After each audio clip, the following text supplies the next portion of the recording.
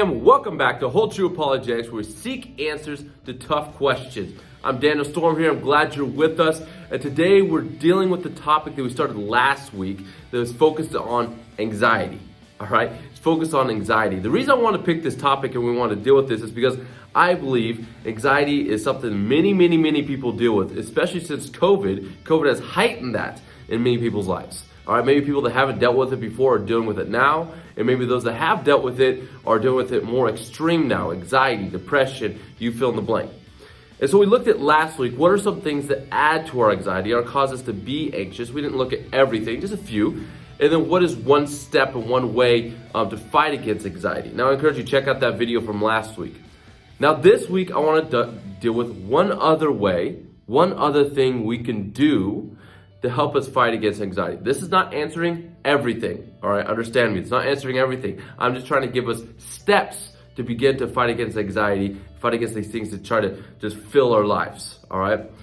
And this is simple, all right? But challenging.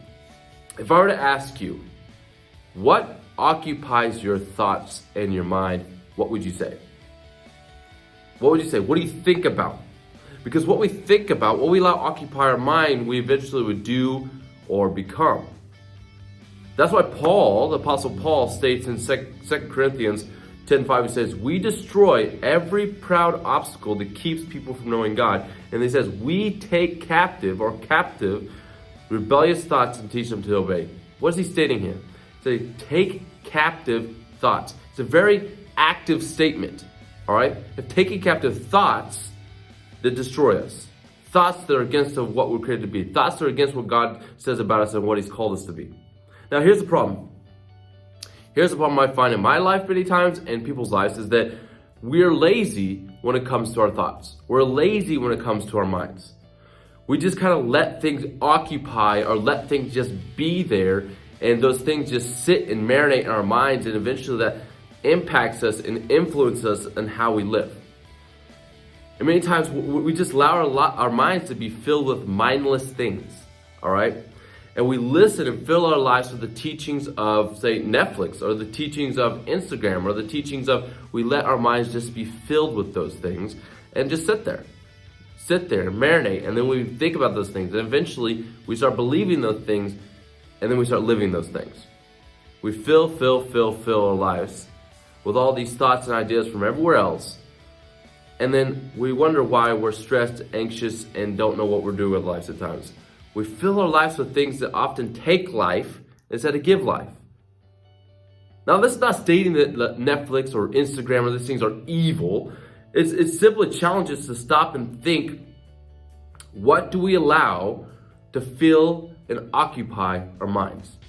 What do we allow to fill and occupy our minds? Music, movies, media. Because later on, Paul, the Apostle Paul again, states this, and he's writing from prison when he states this. He says a challenging, powerful statement. He says this, don't worry about anything. Right?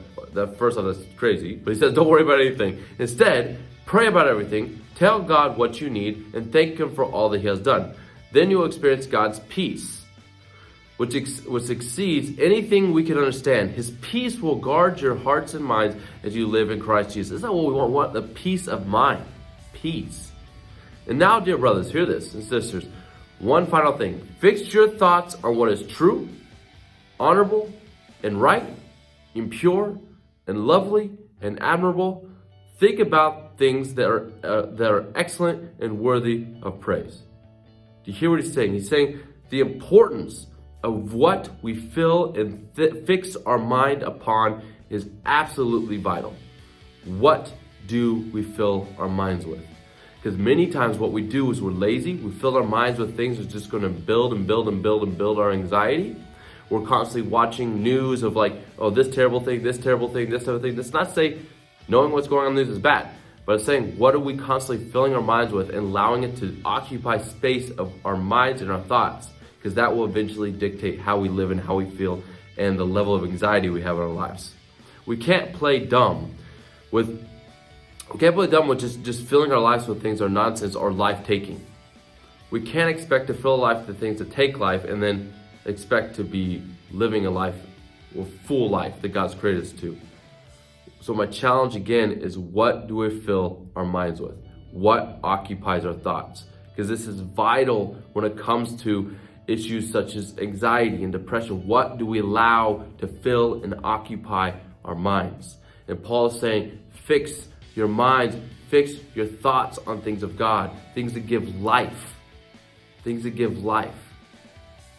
So don't let stress on these things guide our life. Rather, let the Creator, the sustainer of all life, guide our life.